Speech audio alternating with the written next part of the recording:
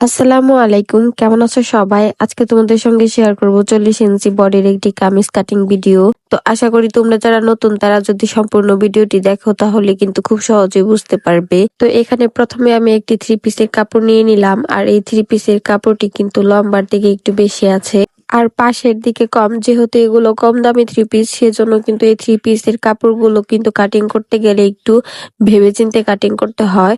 তো এর জন্য প্রথমে আমি সাইডে থেকে যে পাড়ের অংশটুকু করা আছে এটুকু আমি আয়রন করে নিয়ে কাটিং করে নেব।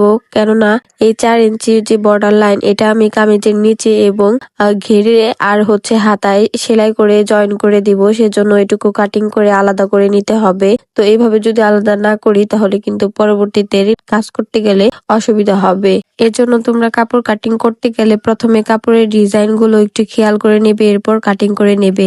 তো দেখো এই কাপড়টির প্রিন্টেডটা তোমাদের সঙ্গে শেয়ার করি। তো এই কাপড়ের প্রিন্টে কিন্তু উপর সাইডে দেখো সঙ্গমের ডিজাইন গুলো উপর দিকে করা আছে, আর উল্টো সাইডে কিন্তু ডিজাইনটা নিচের দিকে চলে গেছে। তো এইভাবে যদি আমি কাটিং করে ড্রেস বানাই তাহলে কিন্তু এক পাশে সামনের দিকে উপরের দিকে থাকবে ডিজাইনটা, আর পিছনের দিকে নিচের দিকে থাকবে, তাহলে কিন্তু দেখতে ভালো লাগবে না। সেজন্য আমি কাপড়টিকে কাটিং করে আলাদা করে নেব। এরপর একটি পার্ট উপরের সাইডে রেখে নেব, এরপর আর একটি পার্টও সেম একই ভাবে উপরের দিকে রেখে নিয়ে কাপড়টিকে সুন্দর করে ভাঁজ দিয়ে নেব। এভাবে কিন্তু কাপড় কাটিং করলে কাপড়ের ডিজাইনটা কিন্তু সুন্দর থাকে এবং দেখতে ভালো লাগে। এই ভিডিওটা কিন্তু একটু বড় হবে, কিন্তু তোমরা যদি ধৈর্য সহকারে সম্পূর্ণ ভিডিওটি দেখো তাহলে কিন্তু তোমরা খুব সহজেই বুঝতে পারবে। তো দেখো এখন কিন্তু কামিজের এক পাশটা আমি ঘেরের মাপ অনুযায়ী কাপড়টিকে ভাঁজ দিয়ে নেব।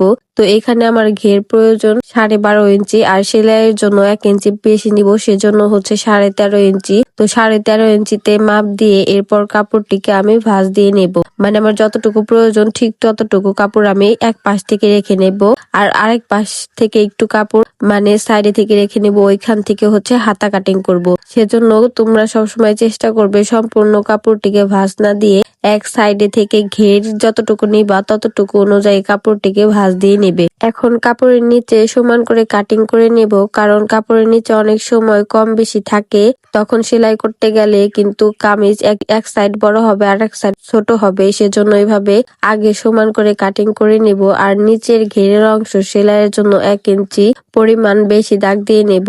তো এখানে আমি 1 স্কেল পরিমাণে বেশি দাগ দিয়ে নিয়েছি, আর আমি এই কামিজটি লম্বা নেব 41 ইঞ্চি, সেজন্য এখানে 41 ইঞ্চি থেকে দাগ দিয়ে নেব। আর নিচের জন্য ঘের সেলাই নেব 1 ইঞ্চি বেশি, সেজন্য টোটাল এখানে লম্বা নিয়েছি 42 ইঞ্চি। তো 42 ইঞ্চিতে আমি উপর থেকে দাগ দিয়ে নিলাম। এখন কাঁধের মাপ নিব এখানে 6.5 ইঞ্চি। তো এটা যেহেতু 40 ইঞ্চি বডির একটি কামিজ কাটিং ভিডিও, তো এখানে কাঁধ নিব 6.5 ইঞ্চি, আর গলা পাশে নিব 2.5 ইঞ্চি। তো কাটিং করার সময় আমি কিন্তু 2 ইঞ্চি থেকে কাটিং করব, যখন সেলাই করব তখন কিন্তু আমার গলাটি এখানে 2.5 ইঞ্চি হয়ে যাবে। তো পিছনের গলা লম্বা নিয়েছি 3 ইঞ্চি এবং সামনের গলা লম্বা নিয়েছি আমি এখানে 6.5 ইঞ্চি। তো আর এখানে মোহরা বা আনমোল যেটাকে বলে, তো সেটা লম্বা নিলাম আমি 6.5 ইঞ্চি। তো কাজ যতটুকু নিব মোহরা লম্বা আর ঠিক ততটুকুই নিব। তো মোহরার ওখান থেকে আমি এখানে হাই লম্বা নেব এখানে 12 ইঞ্চি, আর 12 ইঞ্চির মাঝ বরাবর 6 ইঞ্চিতে নিব প্যাটের মাপ। তো তোমরা অনেকে কিন্তু হাই বা হিপ বলে থাকো, তো সেটা কিন্তু তোমরা 12 বা 13 যার যতটুকু ইচ্ছা ততটুকু রাখতে পারো। তো এখানে বডি নিলাম 10 ইঞ্চি। তো বডি যতখানি নেব কোমরও কিন্তু সেম ততটুকুই হবে 10 ইঞ্চি, আর শুধু প্যাটের এখানে আমি 1 ইঞ্চি কম নেব 9 ইঞ্চি। তো উপরে বডির পাশ আর কোমরের দুই সাইডে কিন্তু সেম থাকবে, শুধু প্যাটের এখানে তোমরা 1 ইঞ্চি কম করে নিয়েই যদি কামিজ কাটিং করো তাহলে কিন্তু তোমাদের কোনো অসুবিধা হবে না। আর নিচের ঘের নিয়েছি আমি এখানে 12.5 ইঞ্চি। তো এখন উপর থেকে হাতার মোহরা সামনের দিকে 1.5 ইঞ্চি ঢাল নিব এবং পিছনের মোহরার জন্য 2 ইঞ্চি করে দাগ দিয়ে নিলাম কোণা থেকে। এরপর রাউন্ড শেপ দিয়ে মিলিয়ে নেব, আর এখন শেপ কাটার দিয়ে সম্পূর্ণ মাপটুকু আমি স্কেলের সাহায্যে মিলিয়ে নেব উপর থেকে নিচ পর্যন্ত। তো আশা করি তোমরা বুঝতে পেরেছো। এরপরও যদি তোমরা না বুঝতে পারো তাহলে কমেন্ট করতে পারো, আমি চেষ্টা করব তোমরা যেখানে না বুঝেছো সেখানে তোমাদের বুঝিয়ে দেওয়ার জন্য। তো অনেকে শরীর থেকে কিন্তু মাপ নিতে পারে না, তো শরীর থেকে তোমরা যদি ফিতা দিয়ে মাপ নাও, ফিটিং মাপের থেকে 3 ইঞ্চি লুজ নিয়ে কামিজ কাটিং করলেই তোমাদের কিন্তু কামিজের মাপটি হয়ে যাবে। তো দেখো এখানে কিন্তু আমি সাইডে থেকে 1 স্কেল পরিমাণে বেশি, 1 ইঞ্চি পরিমাণে বেশি দাগ দিয়ে নিয়েছি সেলাইয়ের জন্য। তো আর যেটা তোমাদের সঙ্গে বলতেছিলাম যে তোমরা ফিতা দিয়ে মাপ দিলে ফিটিং মাপের থেকে 3 ইঞ্চি পরিমাণে লুজ নিবা। যেমন অনেকের বডি তোমার ফিতা দিয়ে যদি ধরো ফিটিং মাপের থেকে 40 ইঞ্চি হলো, তো 40 ইঞ্চি থেকে 3 ইঞ্চি লুজ 43 ইঞ্চিতে, 43 ইঞ্চিকে 4 ভাগ করে তার 1 ভাগ মাপ নিয়ে কাটিং করে নেবে। আশা করি বুঝতে পেরেছো। তো দেখো এখন আমি কিন্তু দাগ বরাবর কাটিং করে নিচ্ছি। তো এটা কিন্তু আমার 40 ইঞ্চি বডির একটি কামিজ ছিল। তো এটা একটা 3 পিস ছিল। তো 3 পিসের যে সাইডে বর্ডার লাইন ছিল সেটিকে কিন্তু আমি ফার্স্টে কাটিং করে আলাদা করে নিয়েছি। তো এটা লম্বা দিয়ে কিন্তু তেমন পর্যাপ্ত কাপড় ছিল না, তো সাইডে থেকে যে কাপড়টুকু ছিল সেটুকু আমি একটু বেশি রেখে নিয়েছি এবং ঘেরের মাপ দিয়ে কামিজটিকে ভাঁজ দিয়ে নিয়ে কাটিং করে নিলাম।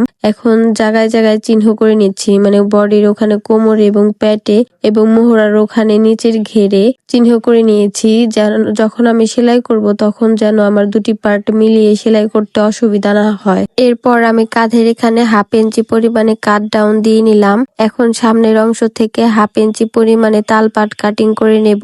তো এভাবে তালপাট কাটিং করলে কিন্তু কামিজের হাতার ফিনিশিং বেশ সুন্দর হয়। তো দেখো তোমাদের সঙ্গে ফিতা দিয়ে 1/2 ইঞ্চি পরিমাণে মাপটুকু শেয়ার করে নিলাম যে তোমরা কিন্তু সামনের সাইডে এভাবে 1/2 ইঞ্চি পরিমাণে তালপাট কাটিং করে নেবে। তো দেখো এখানে কিন্তু আমার সামনের অংশ সম্পূর্ণ কামিজ কাটিং করা শেষ, সামনের এবং পিছনের অংশ।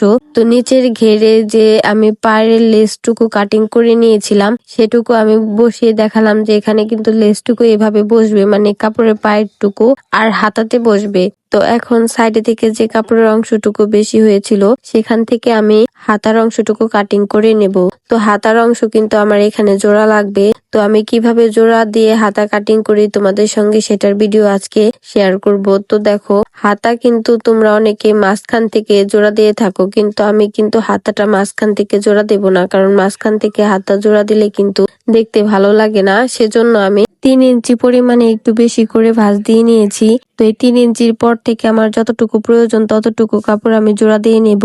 তো এখানে হাতা লম্বা নিয়েছি 18.5 ইঞ্চি, কিন্তু নিচের ঘের 1 ইঞ্চি সেলাই যাবে এবং উপরে যাবে 1/2 ইঞ্চি। তো টোটাল আমার হাতা লম্বা টিকবে 17 ইঞ্চি। তো এখন আমি তোমাদের সঙ্গে শেয়ার করব যে হাতার মোহরার এখানে কতটুকু ঢাল নিবা। তো 3 ইঞ্চি পরিমাণে দাগ দিয়ে নিয়ে তো হাতার মোহরা এখানে 7.5 ইঞ্চি পরিমাণে ঢাল নেব। এই হাতাটা আমি প্লাজো হাতা দেব। তো দেখো হাতার মোহরার এখানে আমি 7.5 ইঞ্চি পরিমাণে নিলাম এবং হাতার যে রাউন্ড শেপ, তো এখানে আমি 9 ইঞ্চি পরিমাণে একটু হালকা বাঁকা করে দাগ দিয়ে নিলাম। তো নিচের দিকে আমি হাতার ঘের নেব 7 ইঞ্চি, কারণ আমার কাপড়ে এখানে পর্যাপ্ত পরিমাণে কাপড় নেই, সেজন্য হাতার ঘের এখানে 7 ইঞ্চি নিয়েছি এবং মাঝখানে নিলাম 6.5 ইঞ্চি। তো এখন সম্পূর্ণ দাগগুলো আমি চকের সাহায্যে মিলিয়ে নেব। তো তোমরা কিন্তু হাতার লুজ তোমাদের ইচ্ছা অনুযায়ী রাখতে পারো, তো আর একটু বেশিও নিতে পারো, কারণ আমার এখানে কাপড়ে কিন্তু তেমন বেশি ছিল না। তো এখন নিচে সেলাইয়ের জন্য আমি 1 ইঞ্চি পরিমাণে বেশি কাপড় দাগ দিয়ে নিলাম।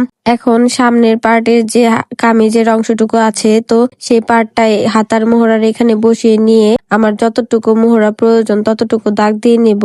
তো তোমরা কিন্তু অনেকেই হাতার মোহরা কিভাবে কাটিং করবে বা কিভাবে রাউন্ড শেপ দেবে সেটা কিন্তু বুঝতে পারো না। তো তারা কিন্তু এইভাবে কামিজের অংশটুকু হাতার উপরে বসিয়ে নিয়ে তারপর কিন্তু দাগ দিয়ে কাটিং করলেই কিন্তু তোমাদের হাতা কাটিং করা হয়ে যাবে এবং হাতার মোহরার রাউন্ডও কিন্তু খুব সুন্দর হবে। তো দেখো আমার হাতার সাইডে কিন্তু এতটুকু কাপড় জোড়া লাগবে, আর এই জোড়ার পার্টটুকু আমি কিভাবে কাটিং করব তোমরা একটু ভালো করে খেয়াল করো। তো দেখো হাতার নিচের পার্টে আমি কাপড়টুকু বসিয়ে নিলাম যেটুকু আমার জোড়া লাগবে এবং হাতার কাপড়ের অংশটুকু ওই কাপড়ের উপরে বসিয়ে নিয়ে এখন আমি চকের সাহায্যে দাগ দিয়ে নেব। তো আমার যতটুকু জোড়া লাগবে ঠিক ততটুকু কাপড়ে আমি কাটিং করে নেব। তো তো এখানে কিন্তু আমার 2টা পার্ট আছে, তো 2টা পার্টেই কিন্তু হাতা জোড়া লাগবে, সেজন্য আমি 2টা পার্টই কাটিং করে নিলাম। তো আশা করি তোমরা বুঝতে পেরেছো। তো মাঝখান থেকে জোড়া দিলে কিন্তু হাতার ফিনিশিংটা তেমন সুন্দর দেখা যায় না, সেজন্য আমি চেষ্টা করি সবসময় হাতার সাইডে থেকে জোড়া দেওয়ার জন্য। আর এই পার্টটি আমি কামিজের পিছন সাইডে লাগাবো, সেজন্য কিন্তু আরো বোঝা যাবে না যে হাতা কি জোড়া লেগেছে কিনা লাগে নাই, মানে হাতা যে জোড়া লাগছে সেই পার্টটা কিন্তু বোঝা যাবে না। তো দেখো এই কাপড়টিকে এটার উপরে বসিয়ে নিলাম, এখন কিন্তু আমার সম্পূর্ণ হাতাটাই কিন্তু সুন্দর মতো হয়ে গেল। তো আশা করি তোমরা বুঝতে পেরেছো। তো এখন হচ্ছে কামিজের যে গলার অংশটুকু, তো সেটা এখন কাটিং করে নেব। যে কামিজ থেকে যে বাড়তি কাপড়ের অংশটুকু বেশি হয়েছে সেখান থেকে গলার পার্টটুকু কাটিং করে নেব। তো এখানে আমি 9 ইঞ্চি পরিমাণে লম্বা একটা পেস্টিং বক্রম নিয়ে নিয়েছি, আর পাশে নিয়েছি 4 ইঞ্চি। তো এখান থেকে কাপড়ের যে টুকরো রয়েছে সেখান থেকে পিছনের গলার অংশ এবং সামনের গলার অংশের কাপড়ের অংশটুকু কাটিং করে নেব।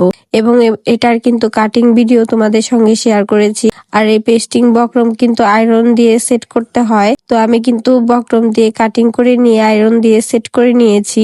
আশা করি তোমরা বুঝতে পেরেছো। তো আজকের এই ভিডিওটা যদি তোমাদের কাছে ভালো লেগে থাকে তো প্লিজ একটি লাইক, কমেন্ট আর শেয়ার করে দিও। ফেসবুক এবং টিকটক থেকে যারা দেখছো তারা ফলো দিয়ে দিও, আর ইউটিউব থেকে যারা দেখছো তারা সাবস্ক্রাইব করে দিও। আর তোমরা যারা নিয়মিত আমার ভিডিওগুলো দেখো এবং লাইক, কমেন্ট এবং শেয়ার করো তাদেরকে জানাই অসংখ্য ধন্যবাদ। তোমরা আমাকে এভাবে সাপোর্ট করে যাও। আর তোমরা কে কি কাটিং ভিডিও এবং সেলাই ভিডিও দেখতে চাও তাহলে তা কমেন্ট করে দিও। তো আজকের মতো ভিডিওটি এখানেই শেষ। ভালো থেকো সবাই, আল্লাহ হাফেজ।